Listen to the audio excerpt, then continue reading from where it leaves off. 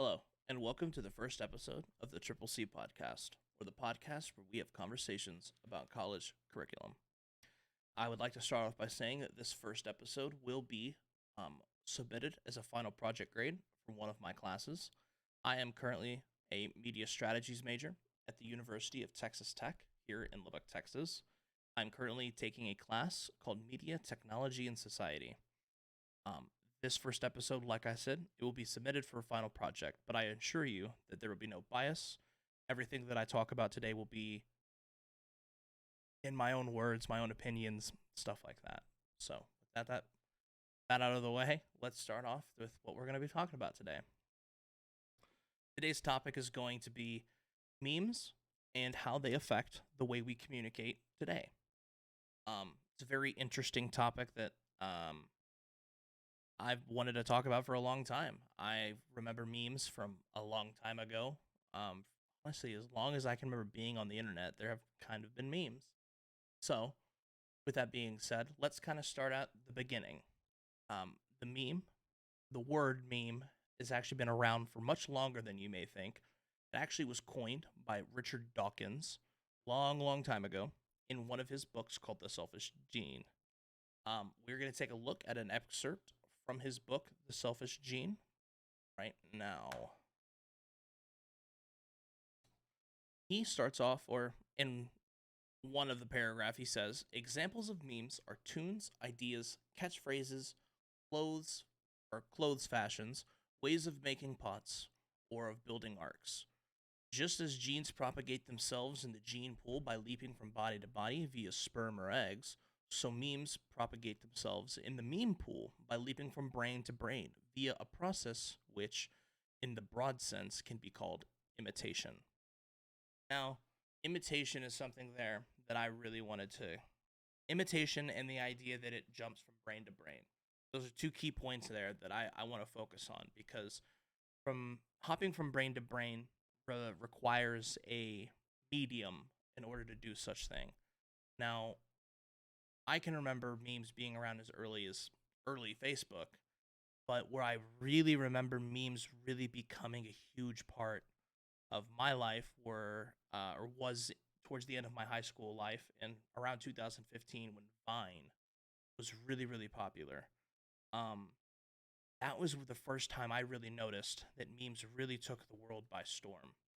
And I feel like it's important because you start looking at the history of memes, um, and you start realizing that there are a lot of definitions by many different people. And something I like to do is when I find a topic that I get interested in, I like to Google it. What is this? Where did this originate? And I will just read a bunch of articles, look at a bunch of different opinions from reputable and maybe not so reputable sources. But the best way I've learned how to learn is by looking at multiple different viewpoints and forming my own opinion on it.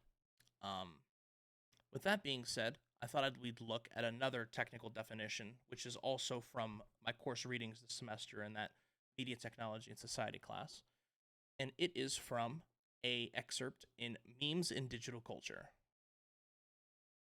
They state that combining these two principles, I define an internet meme as a group of digital items sharing common characteristics of content, form, and or stance, which were created with awareness of each other and were circulated, imitated, and or transformed via the internet by many users. Now, where I think that's important is again, you start seeing the different definition, but then they start talking more and more about imitated and or transformed via the internet by many users.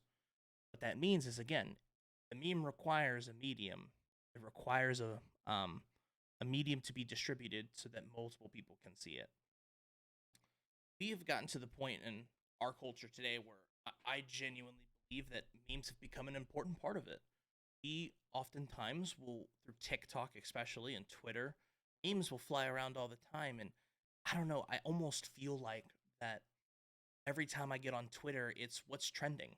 And normally what's trending is a meme. And that meme kind of shapes the culture, at least in America, or at least digitally. It feels like, I guess a better way to explain this is it feels like nowadays on social media, social media has its own culture. Then real life's culture almost. It just feels like the two are becoming more and more distant almost. It feels like on Twitter you can be a certain kind of person and interact a certain way and you see certain things and you share certain things, but in person you don't really talk about those things.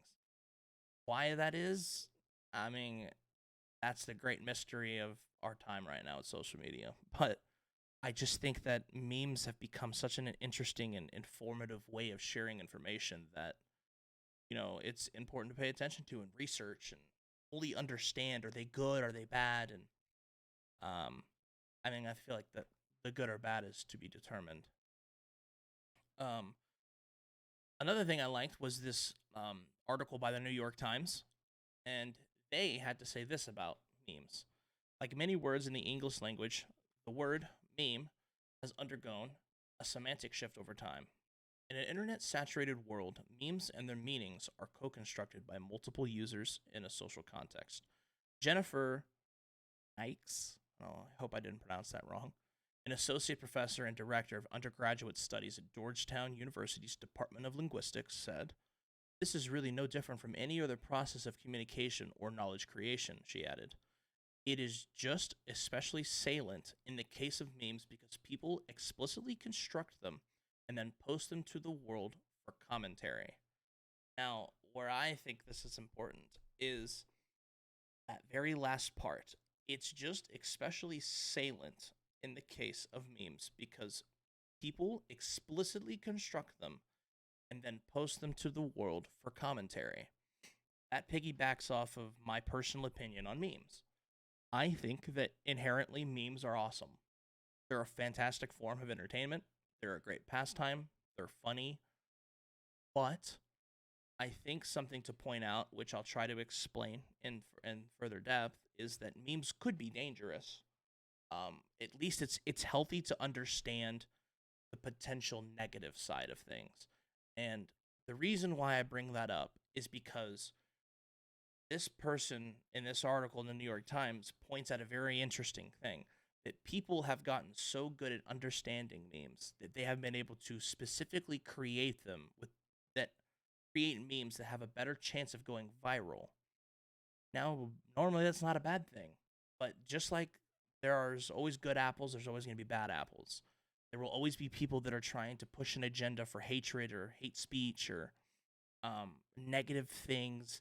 People will create memes out of stuff like that. Why? Just be some people want to watch the world burn, which is horrible. But it's important to understand that memes are not just random, though the majority of them are. I will hopefully be able to prove and explain that there is a method behind the madness of virality and memes and the way that we communicate through all of those topics. Something else I wanted to show. Um, Something else I wanted to show was kind of like one of the first memes. What was the first meme? I'll admit to you that the actual first meme is extremely boring. It's not that cool, not that funny, whatever. What I thought was funny was this is another article by a random magazine, but I just found it when I was when I was googling first memes, and this made me laugh. It says, "Now we know about the history of the meme concept. Let's take a look at some of the first memes. In the early days of online communication, emails were the easiest way to share what would become the first trackable internet memes.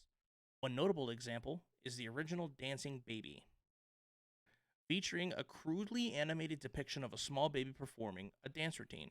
This clip was unprecedented in its viral popularity. Since then, other classic memes have featured everybody from Mario to Rick Astley. If you don't know who Rick Astley is, you live under a rock. If you've never been Rick rolled before, you live under a rock. And the way I feel like I can prove that is because I have a 12-year-old brother who goes to a private Christian school.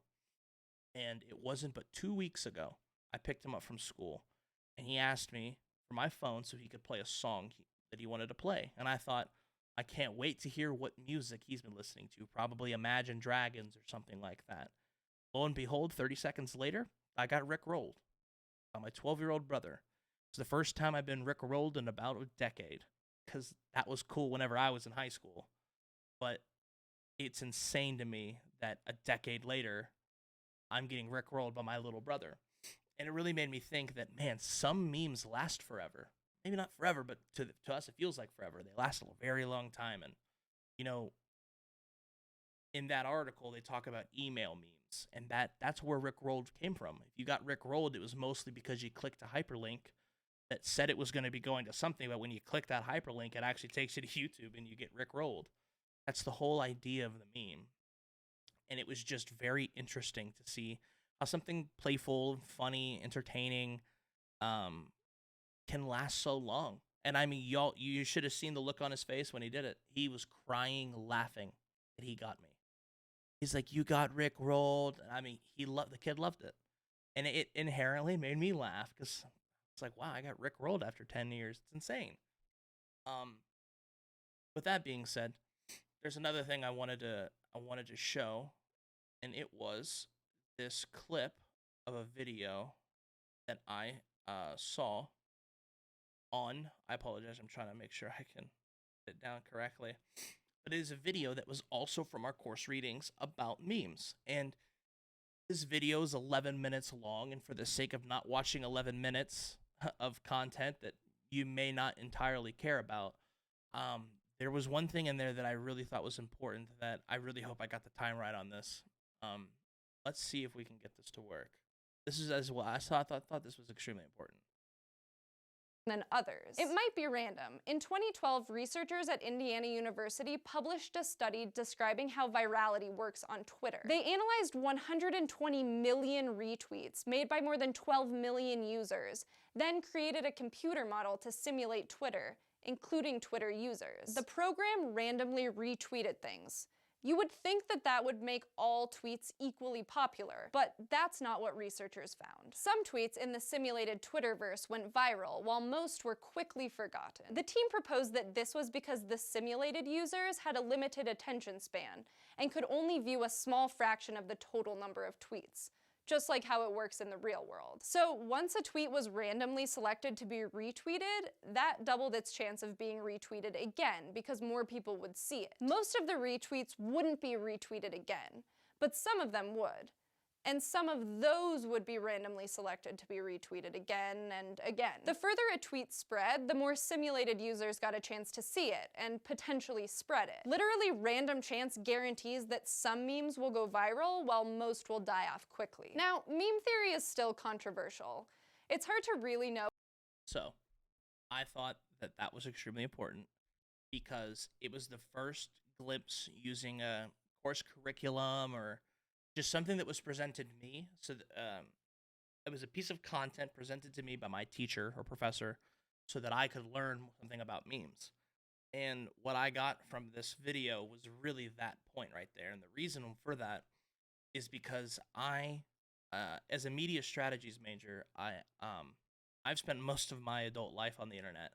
I really understand what virality is. I understand algorithms and for each platform, and I'm really good at understanding why something is popular. It's a unique tool that most people don't care about, but in this new world where everything is seeming to move to a digital space, I personally think it's extremely important to understand the marketing behind it, the strategy behind it. Why can one person create something that continuously hits over and over and over again?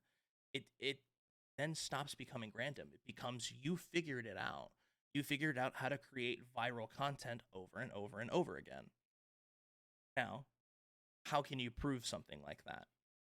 Well, in the sense of memes, I think in theory here we might get a little bit away from that, but the concept will remain. We'll rotate back to it.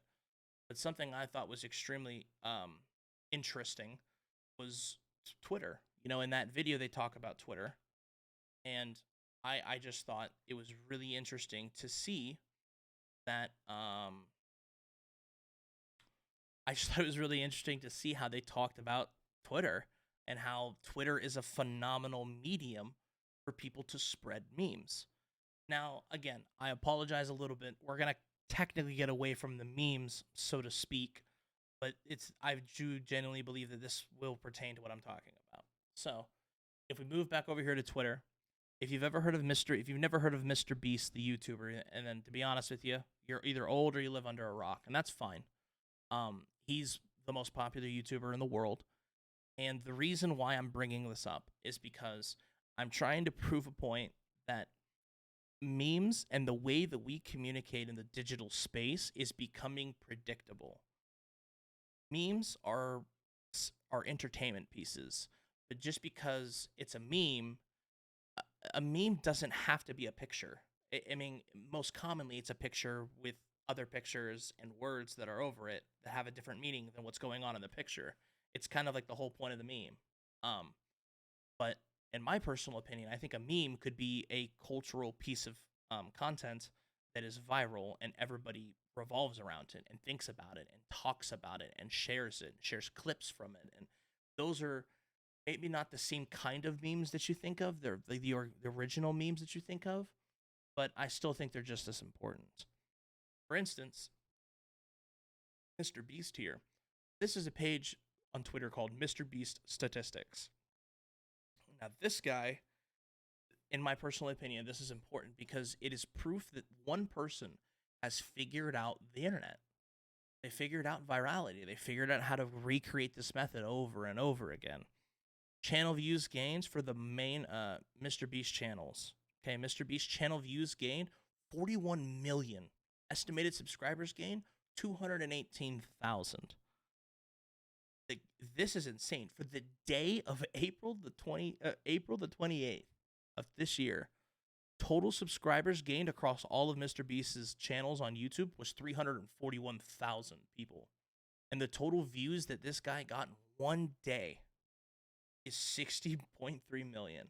I just feel like that's important to understand. It's important to understand that some people on the internet are figuring out the method behind the madness of algorithms, memes, and how people they're figuring out how to create content that people care about. And that's important.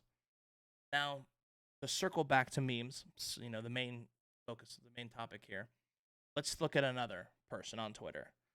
Let's talk about the owner of Twitter, or the new owner of Twitter, and the richest person on the planet, and arguably one of the most famous people on the planet, Elon Musk. I'm bringing this up because I actually found this just recently, and I thought this was just insane to me.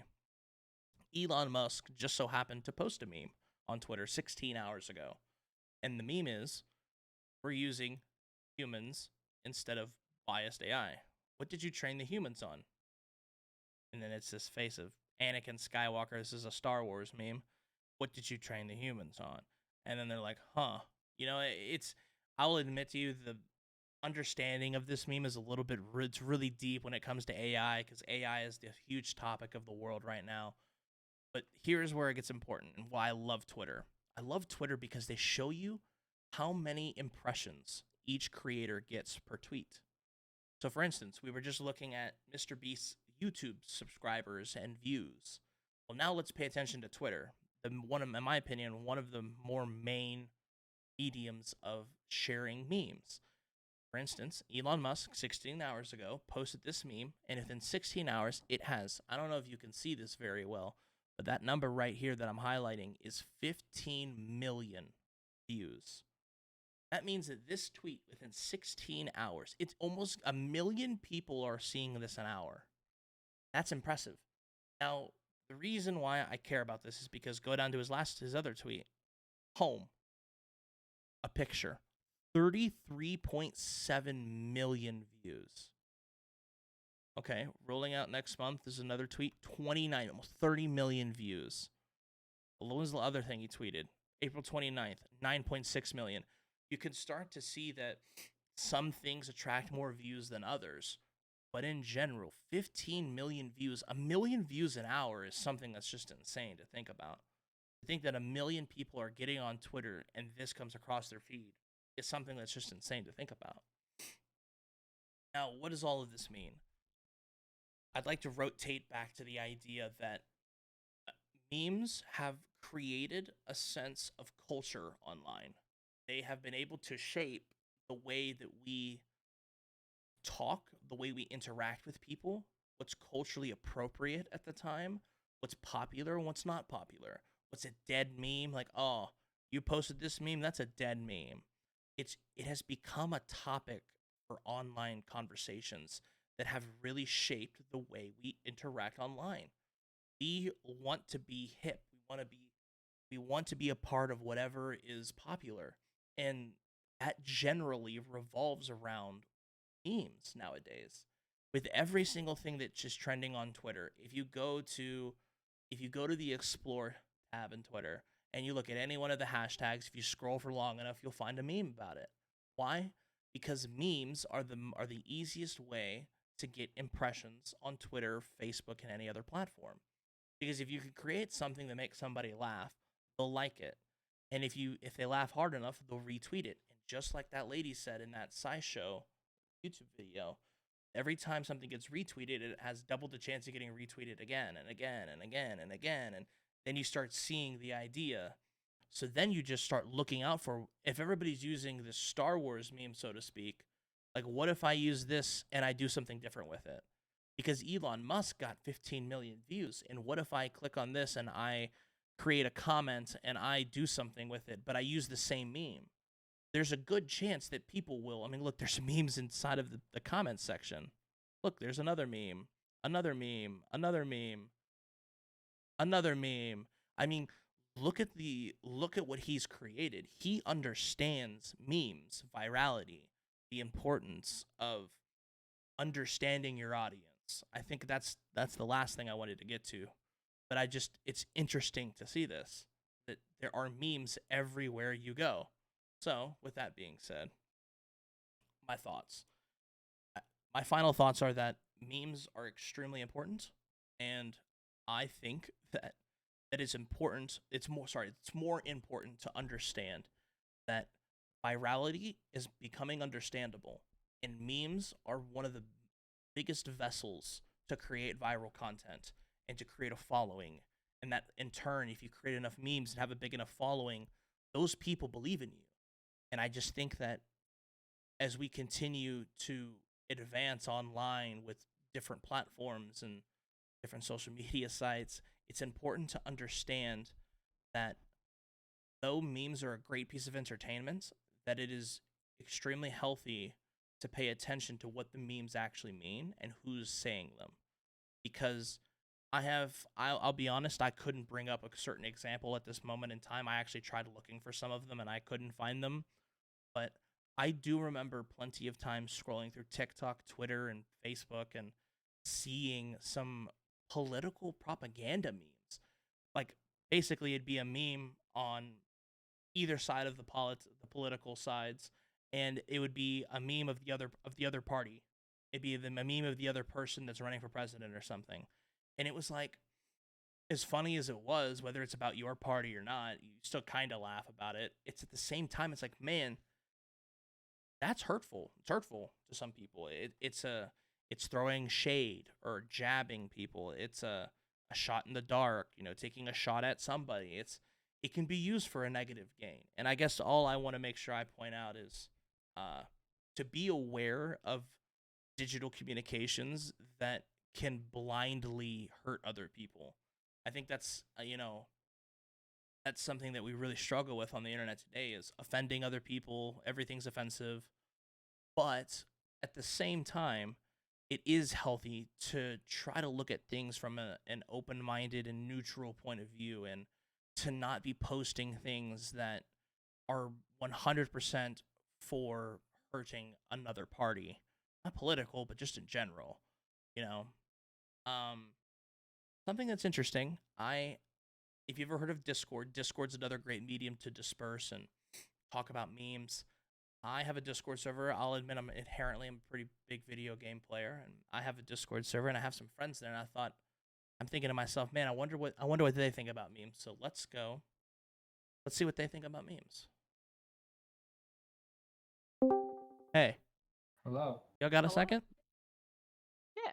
Awesome. I'm doing a school project and an episode of a podcast about college curriculum, and we're talking about memes and kind of how they affect digital communication, which is kind of a broad topic, but I wanted to ask y'all a question if y'all had some time.